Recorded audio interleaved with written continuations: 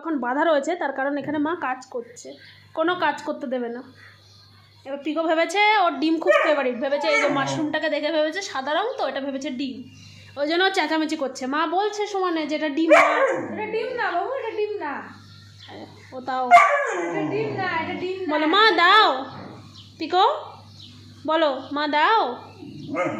ও দেখো কথা শিখিয়ে দিলেও বলে, বলো দাও,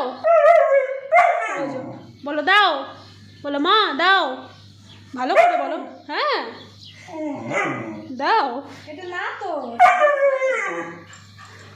বোঝাবো দাও সমানে। ওর কথা কিছু কিছু বোঝা যায় পরিষ্কার। এটা ডিম না বাবু, এটা ডিম না, ভেবেছে ওকে মিথ্যে কথা বলা হচ্ছে, এটা ডিম না, মানতেই রাজি নয় যেটা ডিম না। এটা ডিম না, সাদা বলেই কি ডিম?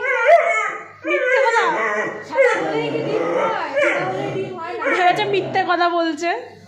সুমন আমার সঙ্গে ঝগড়া করে যাচ্ছে, এটা ডিম, এটা ডিম না, এটা ছাড়াচ্ছি, এটা সবজি। মা বলছে না ওটা ডিম না, তুমি কেন? ও মানবেই না, ওটাকে ডিমই ভাববে ও।